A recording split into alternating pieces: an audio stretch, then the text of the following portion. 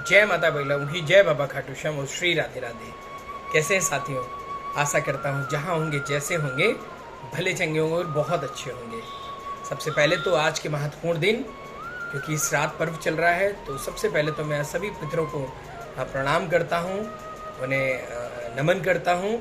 और सबसे पहले तो आप सभी को ओम श्री ईश्वर पितृ देवताय नमो नमः। साथियों, जैसा कि आप जानते हैं कि मैंने अपने तमाम एपिसोडों में बहुत सारी चीज़ें आपको तकनीकें बताई कि किस प्रकार से आप अपनी कुंडली का पितृ दोष को दूर कर सकते हैं और किन उपायों के माध्यम से आप पितरों से अच्छी कृपा प्राप्त कर सकते हैं।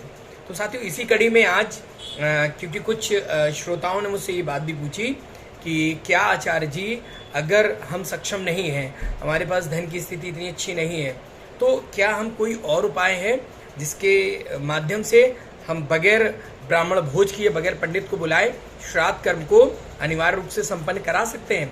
तो बिल्कुल निश्चित तौर पे मैं आपको एक उपाय बताने जा रहा हूँ।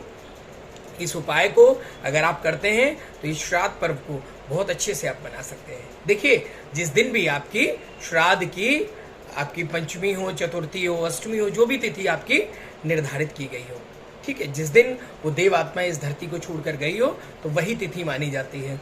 उस तिथि को आप किसी भी योग्य पंडित से विचरवा लें। इसके बाद आप कहीं भी अपने नज़दीक किसी तीर्थ स्थल या नदी किनारे पहुंच जाए। नदी में खड़े होकर आपको श्राद्ध करना है। और क्योंकि देखिए, अगर आप पंडित बुलाने में सक्षम नहीं हैं, आप उसकी दक्षिणा नहीं वहन कर पा रहे हैं, तो शास्त्रों में सबसे बड़ा जो पंडित माना गया है वो सूर्य को माना गया है। तो सूर्य से बड़ा विद्वान कोई भी नहीं है। अतः आप सूर्य को प्रणाम करके, उन्हें पंडित मान करके, ज्ञानी मान करके आप पूजा कर सकते हैं। और साथ ही साथ जिस समय आपको पूजा करनी है तो तर्पण करने के कुछ बहुत ही खास और अनिवार्य नियम हैं, उन सबको जान लीजिए। क्या है वो नियम? तो सबसे पहला नियम तो ये है कि जब आप तर्पण करेंगे तो आपके पूरे शरीर पे सफ़ेद रंग के या पीले रंग के वस्त्र ही होने चाहिए। और ये भी ध्यान रखिए कि किसी भी स्थिति में वो वस्त्र सिले हुए ना हो, अर्थात आप किसी भी प्रकार की धोती या उससे संबंधित चीज़ों का उपयोग कर सकते हैं। साथियों, इसके साथ ही साथ जब आप श्राद्ध कर्म करेंगे तो कुछ एक वस्तुएं हैं जो उन्हें आपको अपने हथेली पे रख करके, ध्यान करके, सूर्य देव को प्रणाम करके सूर्य देव की तरफ अर्घ करना है, ताकि वो अर्घ सीधे सीधे आपके पितरों तक पहुंच पाए।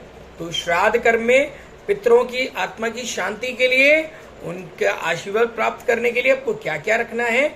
अपनी हथेली पे ऐसे कर लीजिए सूर्य की तरफ, और साथ ही साथ जौ रखने हैं। पहले तो एक बात समझ लीजिए, जब भी पितरों को आप श्राद्ध करेंगे तो कम से कम प्रत्येक पितर के लिए 11 बार, चाहे वो जल हो, जौ हो, अन्न हो, उसका तर्पण जरूर करेंगे।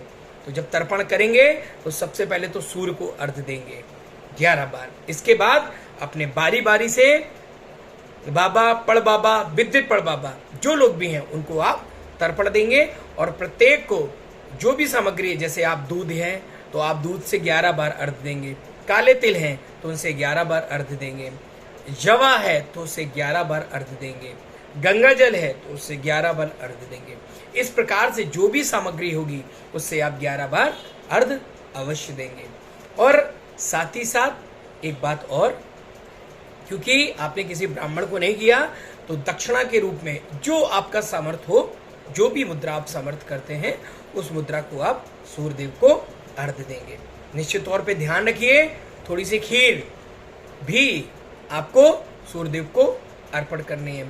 थोड़े से जो ड्राई फ्रूट्स हों उनको ले लीजिए, उन्हें भी आपको तर्पण करना है सूर्यदेव को।